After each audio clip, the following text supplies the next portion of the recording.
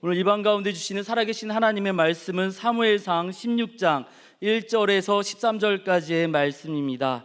하나님의 말씀을 봉독하여 올리겠습니다. 여호와께서 사무엘에게 이르시되 내가 이미 사울을 버려 이스라엘 왕이 되지 못하게 하였거늘 내가 그를 위하여 언제까지 슬퍼하겠느냐. 너는 뿔에 기름을 채워 가지고 가라. 내가 너를 베들레헴 사람 이새에게로 보내리니 이는 내가 그의 아들 중에서 한 왕을 보았느니라 하시는지라. 사무엘이 이르되 내가 어찌 갈 수 있으리이까. 사울이 들으면 나를 죽이리이다 하니 여호와께서 이르시되 너는 암송아지를 끌고 가서 말하기를 내가 여호와께 제사를 드리러 왔다 하고 이새를 제사에 청하라. 내가 내게 행할 일을 가르치리니 내가 내게 알게 하는 자에게 나를 위하여 기름을 부을지니라. 사무엘이 여호와의 말씀대로 행하여 베들레헴에 이르매 성읍 장로들이 떨며 그를 영접하여 이르되 평강을 위하여 오시나이까.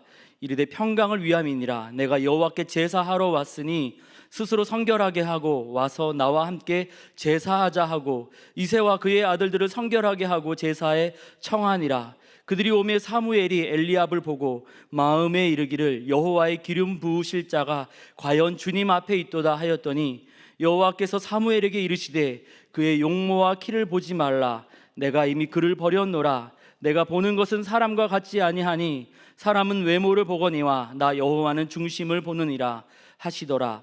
이새가 아비나답을 불러 사무엘 앞을 지나가게 하매 사무엘이 이르되 이도 여호와께서 택하지 아니하셨느니라 하니 이새가 산마로 지나게 하매 사무엘이 이르되 이도 여호와께서 택하지 아니하셨느니라 하니라. 이새가 그의 아들 7을 다 사무엘 앞으로 지나가게 하나 사무엘이 이새에게 이르되 여호와께서 이들을 택하지 아니하셨느니라 하고 또 사무엘이 이새에게 이르되 내 아들들이 다 여기 있느냐. 이새가 이르되 아직 막내가 남았는데 그는 양을 지키나이다.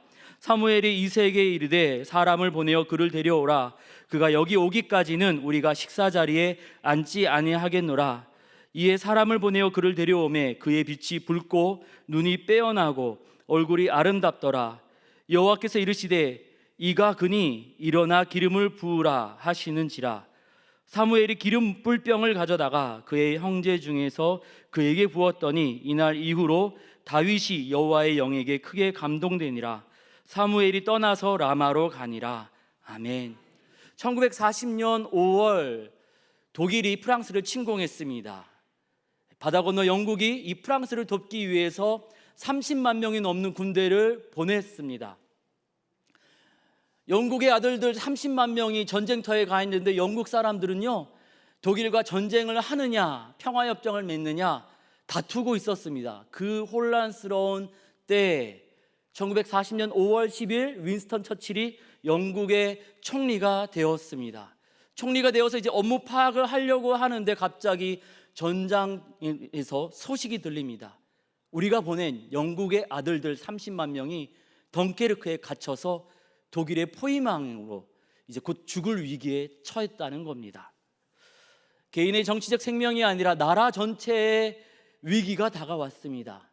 여러분이 그 자리에 있었더라면, 윈스턴 처칠의 자리에 있었더라면 여러분 어떻게 하시겠습니까?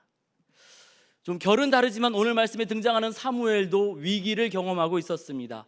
백성의 요구대로 왕을 세웠습니다. 사울 왕을 세웠지요. 그런데 이 사울 왕이 하나님의 명을 거절했습니다. 그래서 하나님께서 그를 버리시지요. 사무엘은 이 사울 왕 앞에서 거칠게 하나님의 뜻을 전합니다. 왕이 여호와의 말씀을 버렸으므로 여호와께서도 왕을 버려 왕이 되지 못하게 하셨나이다. 이스라엘 나라를 왕에게서 떼어 왕의 이웃에게 주셨나이다. 지금보다 더 강력한 최고 권력자 왕에게 당신 말고 다른 사람이 왕이 될 겁니다 말하는 것은 지금도 쉽지 않은데 그때는 오죽했겠습니까? 이 사울은 어떤 왕입니까? 다름 아닌 사무엘이 직접 기름 부어서 세운 왕입니다. 그 마음이 얼마나 복잡했을까요? 성경은 이 사무엘의 마음을 이렇게 표현하고 있습니다. 죽는 날까지 사울을 다시 보지 아니하였으니 이는 그가 사울을 위하여 슬퍼함이었고, 사울이 잘못했지만 어리숙할 때부터 이렇게 기름 부음을 하고 또 잘 세웠지 않습니까? 미운정 고운정 다 들었습니다. 사무엘이 너무 속상해서 나 얼굴을 못 보겠다 한 것이죠. 그런데 오늘 우리가 읽은 사무엘상 16장 1절에 보니까 하나님께서 이렇게 명하십니다. 너는 뿔에 기름을 채워 가지고 가라. 베들레헴에서 사울을 대신할 왕을 세우겠다는 겁니다. 이미 사무엘이 15장에서 얘기했던 말입니다. 하지만 이 하나님의 음성을 듣고 사무엘이 어떻게 반응합니까? 2절 중반부에 이렇게 이야기합니다. 사울이 들으면 나를 죽이리이다. 다른 사람을 왕으로 세우는 거 하나님의 뜻이고 자기 입으로 이미 말했고 이스라엘을 위해서도 이것이 옳다라는 것을 알고 있지만 사울이라는 사람이 굉장히 난폭한 사람이었거든요. 수십 년간 하나님의 사람으로 기적을 경험하고 하나님의 말씀을 담대하게 전하며 살았던 하나님의 사람 사무엘이 지금 이 순간 하나님의 명령을 우습게 여기고 있는 이 사울이라는 사람이 너무나 무서웠습니다. 처칠처럼 국가적인 위기 앞에서 아니면 사무엘처럼 생명의 위협 앞에서 이 두려움이 우리의 발목을 잡을 때 우리 어떻게 해야 될까요? 국가적인 위기, 생명의 위협은 아니더라도 우리가 계속해서 이런저런 위기, 어려움을 경험하지 않습니까? 그래서 우리는 두려움을 경험하게 됩니다. 이 두려움 앞에서 우리 믿음의 사람은 어떻게 하면 좋겠습니까? 하나님께서 오늘 말씀을 통하여서 세 가지 우리 가운데 하나님의 뜻을 알려주십니다. 함께 말씀을 살피며 우리 하나님이 공급하시는 힘으로 두려움을 이기고 하나님의 선하심을 누리기를 원합니다. 첫째, 하나님 앞에 두려움을 고백하라고 우리 주님 알려주십니다. 하나님의 명령과 사울 왕의 위협 사이에서 선택하기가 어려웠습니다. 하나님께 순종할 것인가, 사울 왕의 눈치를 볼 것인가. 두려움과 위기 앞에서 적지 않은 사람들은 도망갑니다. 감정 때문에 그 자리를 피하는 사람도 있습니다. 하나님께서 요나에게 니느웨에 가라 하셨지만은 이 요나는 어떻게 했습니까? 다시스로 도망가 버렸습니다. 사무엘은 그런데 두려움으로 도망가지 않습니다. 대신에 하나님 앞에 나아가서 자신의 마음을 솔직하게 고백합니다. 2절입니다. 내가 어찌 갈 수 있으리까? 사울이 들으면 나를 죽이리이다. 하나님, 내 힘으로는 절대 못합니다. 하나님, 죄송한데요, 제가 지금 사울이 너무 무섭습니다. 너무 무서워서 나 이제 이거 못하겠습니다. 하나님. 사무엘은 어떤 사람입니까? 그의 스승 엘리 제사장이 집안이 망하는 그 순간에도 하나님의 음성을 명쾌하게 들었던, 그렇게 깨끗한 영적인 귀를 가졌던 사람입니다. 온 이스라엘 백성을 회개할 수 있도록 미스바에서 부흥회를 성공적으로 치러낸 사람입니다. 기도했더니 블레셋 군대가 하나님이 사용하신 우레로 인하여서 물러가 버렸습니다. 거기서 끝나지 않았죠. 우리가 조금 전에 살펴보았잖아요. 이 최고 권력자인 사울 왕에게 하나님이 당신을 버렸소, 큰 소리 쳤던 사람입니다. 그런데 오늘 말씀에서 이 사무엘은 그 사울 왕이 너무나 무섭답니다. 그래서 하나님 앞에서 울부짖고 있습니다. 하나님의 사람으로 하나님의 손에 붙들려서 강력한 그런 능력을 행하였던 사람들을 성경에서 살펴보니까요, 연약한 모습들이 있더라고요. 850대 1로 이방 선지자와 싸워서 승리했던 엘리야가 이미 승리해 놓고 이세벨이 한마디 하니까 마음이 녹아서 무엇이라 이야기합니까? 내 생명을 거두소서 부르짖습니다. 아니, 거기서 끝나지 않고요. 아니, 우리 하나님의 아들 예수님께서 십자가 사건을 앞두고 뭐라고 이야기하십니까?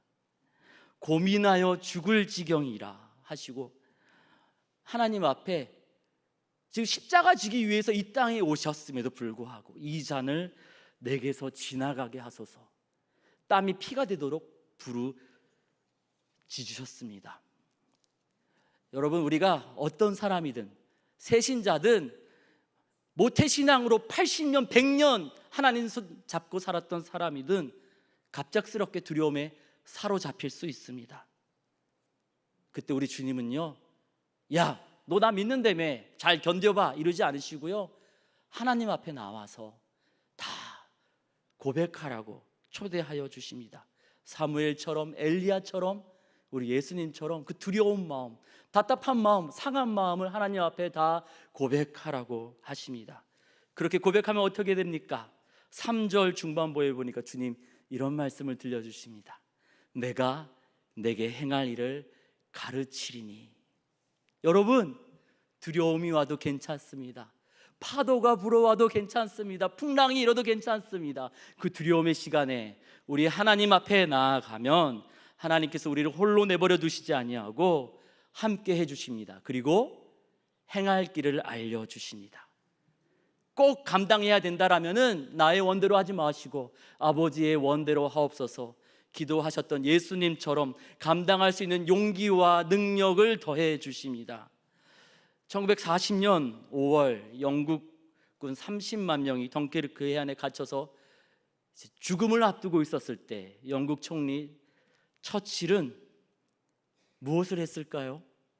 영국 교회에 국가 기도회를 해달라고 간곡하게 부탁합니다. 그리고 영국 교회가 기도하기 시작했습니다. 영국에 있는 모든 교회가 기도하기 시작했습니다. 어떻게 되었을까요? 전격전이라고 불리는 아주 빠른 속도로 탱크를 앞세워서 공격을 명했던 히틀러가 갑자기 독일군의 공격을 멈추게 했습니다.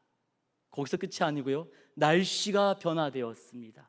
거기서 끝이 아니고요, 아까 말씀드렸잖아요. 지금 영국의 아들들 30만 명이 전쟁터에 있는데 독일과 싸울 거냐 아니면 평화협정을 맺을 거냐 다투고 있던 영국 백성들이 한마음 한뜻이 되었습니다.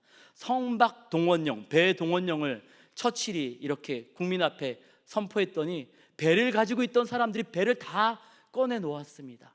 작은 배, 돛담 배를 타고 가서라도 우리 영국의 아들들 구해내겠노라고 많은 배들이 자원에서 그 포탄이 떨어지는 덩케르크 해안으로 달려갔습니다. 영국 공군 조종사들은 밥 먹을 시간도 아껴서 계속해서 비행기를 타고 나가서 독일 공군의 공격을 막아냈습니다. 약 10여일이 지났는데요, 어떻게 되었을까요? 30만 명이 넘는 영국군이 안전하게 본토로 돌아올 수 있었습니다. 그리고 1944년 그 30만 명이 노르망디에 다시 상륙하면서 영국은 독일과의 전쟁에서 승리할 수 있었습니다. 사무엘의 때, 2차 세계대전 때, 그리고 오늘 2024년 6월 28일 오늘도 여전히 하나님은 살아계셔서 두려움에 떨고 있는 하나님의 백성들의 그 부르짖음, 기도를 듣고 계십니다. 각 사람의 처지와 상황에 꼭 맞게 방법을 알려주시고 기적을 베풀어 주십니다. 감당할 수 있는 용기와 힘을 주십니다. 두려움으로, 낙심으로 포기하고 싶다 이런 생각으로 이 기도의 자리에 오신 혹시 수험생, 취업 준비생들이 계십니까? 애쓰고 노력하지만 절망적인 상황 때문에 나는 도저히 못하겠습니다. 내가 어찌 이 길을 갈 수 있겠습니까? 두려워 떨고 있는 우리에게 하나님은 사무엘처럼 기도의 자리로 나오라고, 그 두려움을 하나님 앞에 다 토해내라고 초대하고 계십니다. 그 초대에 우리가 순종함으로 응답하여서 하나님 앞에 나아가 속상한 마음, 억울한 마음, 두려운 마음 다 토해내면 기도 들으시는 우리 주님께서 우리와 함께 하시고 우리가 가야 할 그 길을 알려주실 줄 믿습니다. 하나님께서 함께 하심으로 두려움을 이기고 맡기신 일을 이제 감당하는 사무엘에게 하나님은 두 번째로 하나님께 주도권을 맡기라고 말씀하십니다. 4절에 보니까요, 하나님의 말씀대로 사무엘이 행하였더니 성읍 장로들이 나와서 이렇게 물어보았습니다. 평강을 위해 오십니까? 이 부분을 이 히브리어 의미를 잘 살려서 현대어 성경은 이렇게 번역하고 있습니다. 불길한 일로 오시는 것은 아니죠. 사무엘이 사울 왕과 만나지 않고 있다는 것을 이미 다 온 이스라엘이 알고 있었기 때문에 작은 마을 베들레헴에 대선지자 사무엘이 온다고 하니까 이 온 동네가 놀랐습니다. 하지만 이 불길한 일로 오시는 건 아니죠? 라고 물었던 이 성읍의 장로들, 베들레헴 사람들이 사무엘이 베들레헴에 왔다라는 내용을 사울 왕에게 전하지는 않았습니다. 하나님께서 베들레헴 사람들의 마음을 다스려 주신 것입니다. 이제 왕만 세우면 됩니다. 이제 다 해결된 것 같습니다. 이 사울 왕의 위협으로부터 하나님이 지켜주셨으니 이제 다 해결된 것 같습니다. 이제 사무엘이 이새의 아들들을 청해서 이제 한 명씩 살펴보기 시작했습니다. 6절에 엘리압을 보니까 좋아 보였습니다. 여호와의 기름 부으실 자가 여기 있군요. 이 마음속으로 생각하고 있었는데 우리 하나님은 우리 마음의 생각과 뜻을 잘 아시는 주이죠. 7절에 이렇게 말씀하십니다. 내가 보는 것은 사람과 같지 아니하니. 기도로 두려움을 극복한 사무엘이 누구를 왕으로 세울까 이렇게 이제 고민하면서 이새의 아들들을 살펴보는데 지금 하나님께 여쭙지 않고 이 사람 참 괜찮네 이렇게 생각했던 것이죠. 그랬더니 하나님께서 그 사람 아니야 말리시는 겁니다. 두려움으로 마음이 급할 때는 우리가 하나님께 막 간절하게 부르짖지만 두려움이 사라지고 나면, 급한 불을 끄고 나면 마치 우리가 주인인 양 하나님 맡기신 일까지도 내 마음 내 뜻대로 결정하려고 할 때가 우리에게 종종 있습니다. 입시 전에 또 취업 직전에는 수능시험 이제 일주일 앞두고는 하나님께 막 간절히 부르짖습니다. 대학만 들어가면 내가 주일 안 빠지겠습니다. 내 꿈과 비전 하나님이 원하신 대로 살겠습니다. 그런데 대학에 딱 들어가고 원하던 직장에 딱 들어가고 나면 대학생활, 직장생활 하나님께 여쭙지 않고 세상의 유행에 따라서 내 마음 내 뜻대로 결정하면서 마치 내 인생 내가 주인인 양 살아가는 경우가 종종 있습니다. 사무엘이 이제 엘리압을 보고 좋다 생각했을 때 하나님이 말리시지 않았다 하면은 이새의 첫째 아들 엘리압이 이스라엘의 두 번째 왕이 되었을 수도 있습니다. 그런데 이 엘리압이 어떤 사람인 줄 아십니까? 사무엘상 17장에 보니까요, 골리앗한테는 한마디도 못하면서 자기 막내 동생 다윗한테 아무런 쓸데없는 분노를 터뜨리는 사람이었습니다. 강자한테는 약하고 약자한테는 강한 그런 사람이었습니다. 하나님은 외모를 보지 말라 하시면서 이제 7절에서 사무엘을 말리신 다음에 그 다음에 성경의 내용을 살펴보니까 8절부터 사무엘이 이런 이야기를 합니다. 내 생각에는 이런 얘기 안 하고요, 이도 여호와께서 택하지 아니하셨느니라. 내 눈에 보기 좋다, 아니야 내 눈에 보기에 조금 부족하다, 이런 것이 아니라 하나님 보시기에 어떠하다, 지금 이렇게 말하고 있습니다. 끊임없이 하나님의 뜻을 여쭙고 하나님의 뜻을 전하고 있는 것입니다. 두려움 가운데 하나님의 은혜를 구했던 것처럼 이제 이 사울 왕의 위협이 없는 이 안정적인 상황 속에서도 주도권을 하나님께 맡기면서 끊임없이 하나님의 뜻을 찾고 있습니다.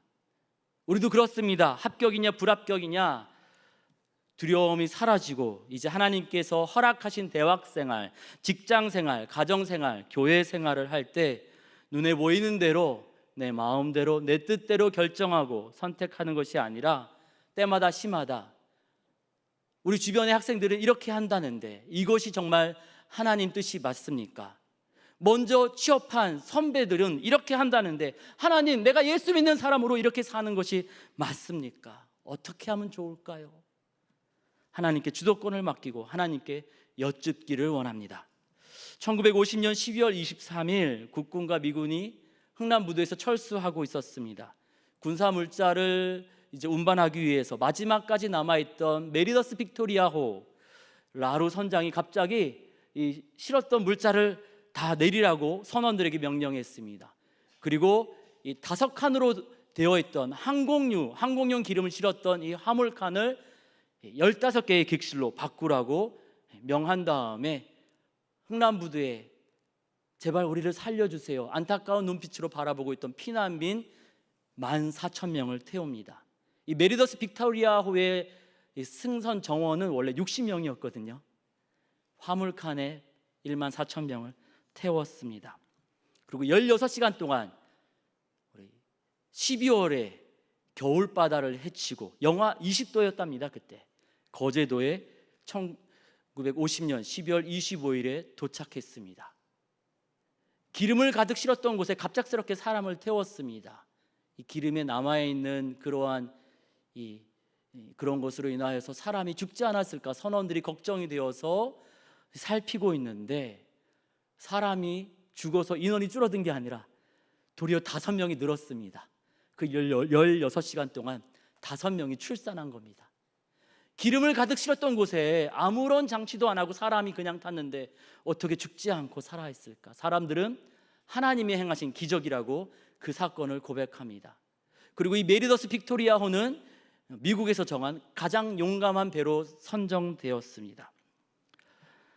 알아보니까요, 이 미군이 요청한 것 아니고 대한민국 국군도 정부도 요청하지 않았답니다. 이 메리더스 빅토리아호 선장 라루 선장이 혼자 결단하고 기름 다 버리고 14,000명의 한국 사람을 태웠다는 겁니다. 후에 수도사가 된 이 라루 선장을 찾아가서 사람들이 물어보았습니다. 아니, 어떻게 그러한 결정을 하셨습니까? 선원들과 의논하셨습니까? 선원들은 자기들에게 아무 말도 안 했답니다. 라루 선장이 성경책에 답이 있습니다 하면서 요한복음 15장 13절을 펼쳐서 보여주었답니다. 내 생각 아니고 하나님께서 명하셔서 제가 그렇게 순종했을 뿐입니다 고백하는 것입니다. 그리고 그가 이제 14,000명 구원했으니까 영웅 대접을 받을 수 있는데 모두와 소식을 끊고 기도하다가 하나님께 여쭤보고 순종하여서 죽을 때까지 40년 넘게 수도사로 살다가 하나님 품에 안겼습니다.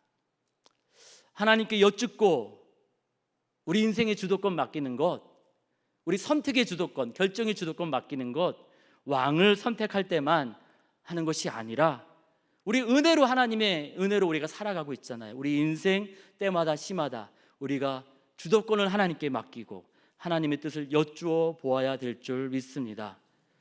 말씀과 기도로 하나님의 뜻을 여쭈어 볼 때, 주도권을 하나님께 맡길 때 주인 되신 우리 하나님께서 우리 인생을 통하여서 많은 생명을 구원하시고 또 우리의 삶의 현장에 하나님만 주실 수 있는 놀라운 기적을 허락하여 주실 줄 믿습니다. 하나님은 세 번째로 끝까지 하나님께 충성하라 사무엘의 모습을 통하여서 알려주십니다. 10절에 보니까 사무엘이 이새의 7 아들들 다 살펴봤는데 하나님 허락하신 사람이 없었습니다. 1분 정도 대충 살펴봤을까요? 우리 교회가 담임 목사님 모실 때 어떻게 했습니까? 얼마나 오래도록 기도하고 정말 심사숙고하면서 하나님의 뜻을 간절하게 찾지 않았습니까? 그런데요, 나라 전체를 다스리는 왕을 세우는 일인데 이 사무엘이 한 1분, 2분, 3분 이렇게 대충 보면서 결정을 했을까요? 제 개인적인 추측에는 대화도 나눠보고 안수기도도 하고 이 모양 저 모양 살펴보면서 하나님 맞습니까? 막 부르짖으면서 그렇게 살펴보았을 것 같습니다. 한 사람 아니에요. 7사람 살펴봤습니다. 시간이 얼마나 많이 흘렀겠습니까? 많이 지쳤겠지요. 이 사무엘이 7명 가운데 힘들다, 개중 그나마 괜찮은 한 사람 이렇게 기름을 부읍시다, 이렇게 상황에 맞춰서 일을 진행하지 않았습니다. 11절 말씀 보니까요, 아직 만나지 않은 그 한 사람 만날 때까지 밥도 먹지 않겠답니다. 이 사무엘은 젊은 사람이 아닙니다. 선지자로서, 제사장으로서 오랜 시간 수십 년 사역하다가 이제 아들들이 이제 이 제사장은 이 직분을 이제 이어받게 되었을 때, 그때 사울 왕을 세웠습니다. 그리고 사울 왕이 40년간 이스라엘을 다스렸는데 한 30년쯤 지났을 때 다윗을 세웠다라고 학자들은 분석하고 있거든요. 그러면 아들이 제사장 직무를 맡을 정도면 적어도 25살, 30살은 되어야 되는데 이때 사무엘이 한 50세는 됐을 겁니다. 그리고 그때 사울 왕을 세운 다음에 30년이 지났습니다. 적어도 70, 80은 된 것 같습니다. 더 많았을 수도 있습니다. 그 나이에 이 사무엘은 힘들다고 멈추지 않습니다. 하나님께서 맡기신 그 명령에 끝까지 충성합니다. 그리고 12절에 드디어 다윗이 나타나고 하나님이 말씀하시죠. 이가 그니 이제 기름을 부으라. 이제 지친 몸으로, 지친 마음으로, 순종함으로 기름을 부어 왕으로 세웠습니다. 하나님은요, 끝까지 충성하는 사무엘의 헌신을 받으시고 기름 부음 이후에 다윗에게 하나님의 영, 성령을 충만하게 하셨다고 13절 말씀에 기록하고 있습니다. 그리고 사무엘은 평안하게 라마로 돌아갔지요. 우리 하나님, 당신이 거룩하시기에 우리에게도 거룩하라 명하시는 분입니다. 그리고 우리 하나님이 영원토록 우리를 사랑으로 책임지시기에 우리도 끝까지 충성하기를 원하십니다. 열왕기상 13장에 보니까 여로보암의 범죄를 알게 하는 하나님의 선지자가 있었습니다. 명하신 일 잘 감당하고 집으로 돌아가는데 하나님께서 돌아갈 때 떡도 물도 먹지 말고 다른 길로 가라 하셨거든요. 근데 그거 하나 안 지켰다고 안타까운 결말을 맞이하게 됩니다. 여러분, 끝날 때까지 끝난 것이 아닙니다. 우리 하나님께서 사용하신 믿음의 대가들 보니까요, 하나님께서 천국으로 데려가시는 그날까지 끝까지 순종하더라고요. 열왕기하 2장에서 엘리야가 하나님의 부르심으로 승천하기 직전까지 하나님 말씀에 철저하게 순종하는 것을 보게 됩니다. 이제 조금 있으면 며칠 아니 몇 시간 뒤에 이제 하나님이 부르실 것을 자신도 이 제자들도 다 알고 있는데 하나님께서 베델로 가라 하시면 베델로 가고 여리고로 가라 하시면 여리고로 가고, 그러면 그 나이에 이제 곧 하나님 품에 안기는 것을 알고 있는 그 시간에 하나님 명하시는 대로 어디든 끝까지 순종하며 나아갑니다. 그렇게 끝까지 충성하다가 승천하는, 죽음을 맛보지 않고 승천하는 영광과 은혜를 경험했습니다. 우리도 사무엘처럼 엘리야처럼 끝까지 하나님께 충성하고 하나님 주신 영광을 덧입기를 원합니다. 목사 안수 받을 때, 또 이런저런 직분 받을 때 죽기까지 따르오리 하다가 이제 하나님께서 환상과 계시로 막 말씀도 주시지 않았는데 사람들 눈치 보면서 중간에 이 정도면 내가 좀 적당히 해도 되지 않을까, 이런 생각이 우리 모두에게 조금씩 있지 않습니까? 우리가 주도권을 하나님께 맡기면은요, 우리 끝내는 시간도 하나님께 맡겨야 됩니다. 힘들잖아요. 어떻게 그렇게 끝까지 충성하냐고요? 고린도전서 1장 8절 말씀에 보니까요, 하나님께 주도권을 맡기면 하나님께서 힘 주시고 책임져 주신답니다. 오늘은 6월 28일입니다. 2024년 절반이 지났습니다. 6개월 잘 보내서 하나님 감사합니다 하는 분도 계실 거고요. 하나님, 이제 힘이 다 빠졌습니다. 나 더 이상 못 살겠어요. 그런데 남아있는 2024년 어떻게 제가 살 수 있겠습니까? 어떻게 남아있는 2024년을 내가 어찌 갈 수 있으리까 두려워하는 분도 계시리라 생각이 됩니다. 사무엘이 사울을 두려워했던 것처럼 또 어떤 분은 사람 때문에, 또 어떤 사람들은 생각지 못했던 일 때문에 두려워하고 계실 수 있습니다.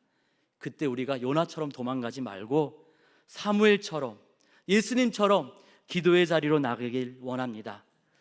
두려움이 사라졌다고 이제 내 마음대로 해볼까 하지 마시고요, 주도권을 하나님께 맡기면서 하나님의 뜻대로 허락하신 우리의 삶을 살아가기를 원합니다. 이만하면 충분하지, 사람들도 이만하면 됐대 하면서 내 마음대로 판단하지 말고 우리 주님께서 이 사람이 바로 그 사람이니 기름을 부어라, 그 말씀 우리가 들을 때까지 하나님 의지하면서 끝까지 충성하기 원합니다. 그러한 우리의 기도와 헌신 가운데 이 시대를 새롭게 할 하나님의 다윗을 주님이 세우시고 하나님의 놀라운 기적과 은혜가 우리 인생 가운데 아름답게 펼쳐지게 될 줄 믿습니다.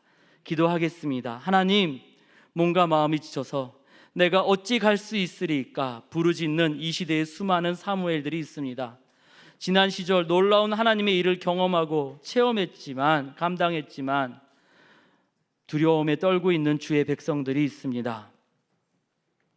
요나처럼 도망가지 않고 사무엘처럼 하나님 앞에 나아가 상한 마음을 고백하오니 크신 사랑으로 위로하여 주시고 갈 길을 알려 주시옵소서.